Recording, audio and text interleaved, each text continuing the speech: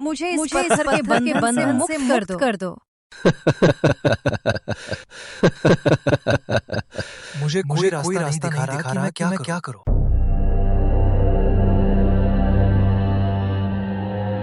अरे नहीं, फिर वही सपना।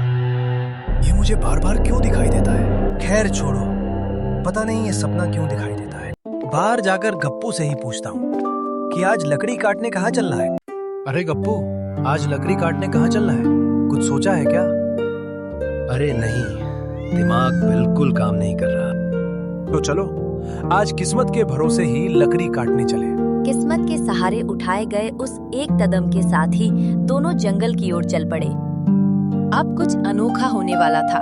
विक्रम, कहीं हम किसी अजीब जंगल में तो नहीं आ गए? देखो, इन घरों में कोई भी नहीं है। मुझे यहाँ कुछ ठीक नहीं लग रहा। अचानक पूरा जंगल नीली रोशनी से नहा गया। गप्पू चलो यहाँ से भागते हैं। यहाँ कुछ तो गड़बड़ है। विक्रम और गप्पू घबराए हुए जंगल से बाहर भाग निकले। जंगल से निकलते ही दोनों हांफने लगे। दिल जोर से धड़क रहा था। पीछे मुड़कर देखा तो जंगल फिर से वैसा ही लग रहा था जैसे कुछ हुआ ही ना हो।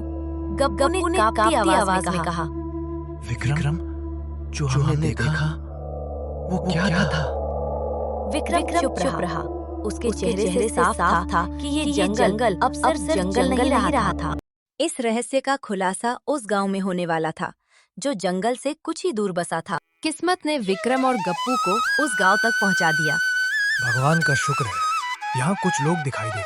गप्पू, चलो आज इस गांव में ही रुक जाते हैं, वैसे भी रात होने वाली है। विक्रम, मुझे तो ये गांव भी किसी धोखे जैसा लग रहा है।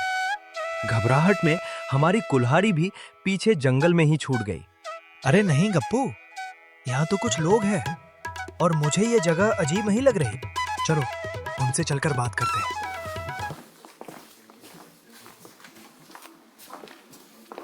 भैया जी, हम जंगल में रास्ता भटक गए हैं। क्या हम आज रात आपके गांव में ठहर सकते हैं?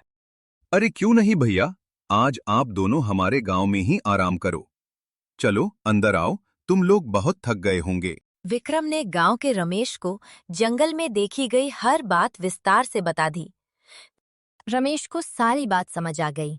रमेश ने घबराई हुई आवाज में कहा, कल सुबह सब कुछ साफ हो जाएगा। फिलहाल आप दोनों आराम कीजिए। रमेश उन्हें गांव के पास रहने वाले एक साधु बाबा के पास ले गया। विक्रम ने वहां जंगल में दिखी नीली रोशनी की पूरी बात साधु बाबा को बता दी। इसके बाद साधु बाबा ने उस रहस्यमय जंगल की सारी बातें विक्रम को समझाईं। बेटा, ये गांव एक राक्षस के डर के साए में जी रहा है। वो राक्षस जंगल के पास बहने वाली नदी में रहता है। उसी के कारण इस जंगल का पानी जहरीला हो गया है। इस गांव को हर महीने बस एक ही घड़ा पानी मिलता है, और वो भी तब जब गांव की एक लड़की को उसे बलि के रूप में सौंपना पड़ता है। इस गांव को बचाने के लिए पहले एक राजकुमारी गई थी, लेकिन वो भी राक्षस के श्राप से पत्थर की बन गई। बेटा, उस राक्षस को मारने के लिए एक जादुई कुल्हाड़ी है जिसे उसने एक गुफा में छिपा रखा है। उस गुफा की रखवाली कुछ राक्षस करते हैं और वहां 3 सवाल हैं। जो उन तीनों सवालों के सही जवाब दे पाएगा वही उस जादुई कुल्हाड़ी तक पहुंच सकेगा। राजकुमारी उन सवालों के जवाब नहीं दे सकी, इसलिए वो भी पत्थर की बन गई और आज भी उस गुफा के पास खड़ी है। तभी विक्रम को अपने वे सपने याद आने लगे जो उसे बार बार आते थे और जो साधु बाबा की बताई बातों से काफी मिलते जुलते थे। साधु बाबा, जो बातें आपने बताई वे तो मैं अपने सपनों में कई बार देख चुका हूँ, और वो पत्थर बनी राजकुमारी भी, वो मुझे जोर जोर से पुकारती है, मुझे यहाँ से बाहर निकालो। विक्रम बेटा, ये सब ईश्वर की योजना है। तुम्हारे सपने, तुम्हारा यहाँ आना और तुम्हारा लकड़हारा होना, इन सब का एक ही अर्थ है। ये सुनकर गप्पू घबरा गया और बोला, साधु बाबा, हम लोग कैसे मदद कर सकते हैं? हम तो बहुत गरीब हैं। बेटा गप्पू, मुझे ये संयोग नहीं बल्कि भगवान का एक सीधा संकेत लगता है, इसलिए मैंने ये कहा। आगे जो होगा वो प्रभु की इच्छा होगी। इसके बाद साधु वहां से चले जाते हैं। रमेश विक्रम और गप्पू को वापस गांव की ओर ले चलता है। जैसे ही तीनों गांव में पहुंचे, मंदिर के पास लोगों की भारी भीड़ दिखी। बीच में एक लड़की अपने माता पिता के साथ रोती बिलखती खड़ी थी। रमेश का चेहरा देखते ही विक्रम सब समझ गया। उसने धीमे स्वर में कहा, आज की बलि। रमेश ने सिर झुका लिया। हाँ विक्रम, आज इसी लड़की को नदी के पास ले जाया जाएगा। ये सुनते ही गप्पू का दिल कांप उठा। वो बोला, क्या कोई अपनी बेटी को यूं ही मरने भेज सकता है? लड़की की माँ रोते हुए बोली, अगर हम उसे नहीं भेजेंगे तो पूरा गांव पानी के बिना मर जाएगा। विक्रम आगे बढ़ा। उसकी आंखों में डर नहीं बल्कि दृढ़ निश्चय था। उसने कहा, अब और नहीं, आज कोई बलि नहीं दी जाएगी। अगर उस राक्षस से लड़ना है तो मैं लड़ूंगा। मंदिर के पास सन्नाटा छा गया। सबकी नजरें विक्रम पर टिक गईं, जैसे बरसों बाद किसी को आशा की किरण दिखाई दी हो। विक्रम ने मंदिर की सीढ़ियों पर खड़े होकर सबकी ओर देखा। गांव के बुजुर्ग आगे आए। बेटा, वो राक्षस बहुत शक्तिशाली है। अब तक जो भी गया लौट कर नहीं आए। अगर भगवान ने मुझे यहाँ भेजा है तो रास्ता भी वही दिखाएंगे। गप्पू घबराया हुआ था, पर दोस्त का साथ छोड़ना उसे मंजूर नहीं था। मैं भी चलूंगा। मुझे डर लगता है, ये सच है, लेकिन मैं विक्रम को अकेला छोड़कर कभी नहीं जाऊंगा। अचानक पूरे गांव में एक भयानक आवाज गूंजी। गांव वालों, बलि दो। ये उसी राक्षस की आवाज है। अब से इस गांव में एक घड़ा पानी के लिए गांव की बेटियों की बलि नहीं दी जाएगी। अब आप सभी अपने अपने घरों को लौट जाइए और आज कोई भी गांव में घर से बाहर नहीं निकलेगा। फिर क्या था, गप्पू ने पूरे गुस्से से वो घड़ा तोड़ दिया। विक्रम, उस राक्षस के लिए तुम्हारी क्या योजना है? अभी मेरे दिमाग में कुछ साफ नहीं है। रमेश, तुम्हें उस गुफा का रास्ता पता है? नहीं, पक्का तो नहीं पता, पर लोगों से सुना है कि वह गुफा इसी जंगल में कहीं है। चलो एक काम करते हैं, साधु बाबा के पास चलते हैं। अब वही कोई उपाय बताएंगे। हाँ गप्पू, बात तो तुम्हारी ठीक है। चलो साधु बाबा के पास ही चलते हैं। इसके बाद वे तीनों साधु बाबा से मिलने निकल पड़ते हैं। कहो बच्चों, फिर लौट आए हो? क्या कोई नई बात है?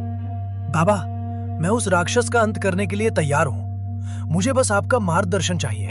विक्रम, मैं तुम्हारे साहस की सराहना करता हूँ। ये गांव सारे बंधनों से मुक्त हो जाए, इससे अच्छी कोई बात नहीं हो सकती। लेकिन मैं तुमसे एक बार फिर सोचने को कहूंगा, क्योंकि जिस रास्ते पर जाने की तुम बात कर रहे हो वो मार्ग आसान नहीं है विक्रम। आगे मृत्यु का भय भी है, इसलिए सोच समझकर ही अपना निर्णय लेना। साधु बाबा, आप ठीक कह रहे हो।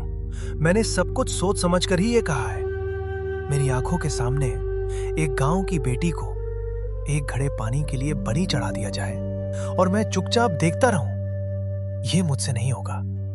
चाहे मेरी जान ही क्यों ना चली जाए, लेकिन अब से इस गांव की किसी भी बेटी की बलि नहीं दी जाएगी। विक्रम, तुम्हारे माता पिता ने अवश्य ही बहुत अच्छे कर्म किए होंगे, तभी उन्हें तुम जैसा साहसी बेटा मिला है। और जहां तक उस गुफा को ढूंढने की बात है, उसके लिए मुझे आप लोगों के साथ चलना होगा ताकि सही मार्ग दिखा सकूं। साधु बाबा, आपके साथ होने से हमारा हौसला और बढ़ जाएगा। इसके बाद साधु बाबा के साथ तीनों उस गुफा की ओर निकल पड़े। विक्रम और साधु बाबा जंगल के भीतर नीली रोशनी की ओर बढ़ते हुए गुफा की तलाश में निकल पड़े। हर कदम के साथ जंगल और अधिक डरावना होता चला गया।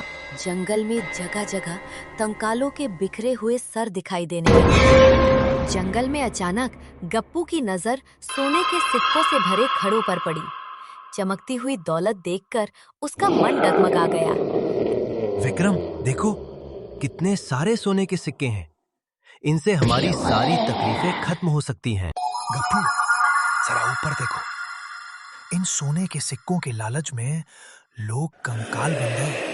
और हाँ गप्पू, याद रखना, किसी भी सोने के सिक्के को हाथ लगाया तो अंजाम बहुत बुरा होगा। सावधान रहो बच्चों, यहाँ कुछ भी मत छूना। गुफा अब ज्यादा दूर नहीं है। विक्रम, सामने देखो, वही गुफा है। हैं भगवान, इतने सारे कंकाल। मेरे साथ धीरे धीरे चलो, कोई जल्दबाजी नहीं, एक एक कदम संभल कर रखना।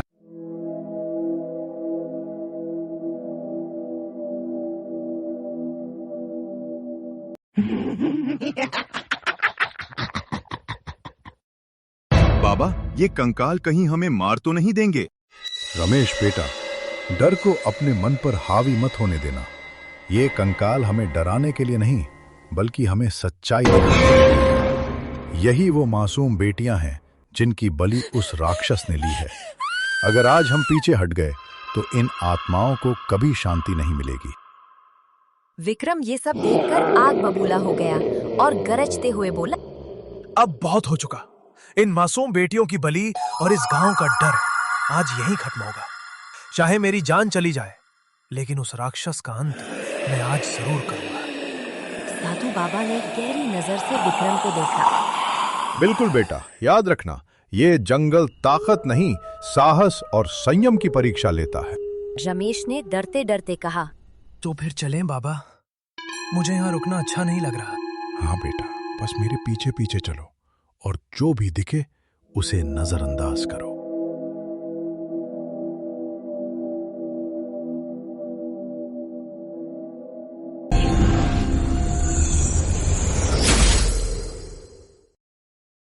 विक्रम, सामने देखो, वही जादुई कुल्हाड़ी है।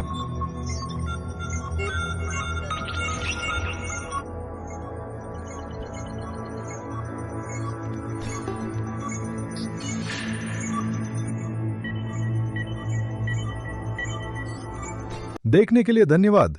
दूसरा पार्ट बहुत जल्द आ रहा है। चैनल को सब्सक्राइब करना ना भूलें।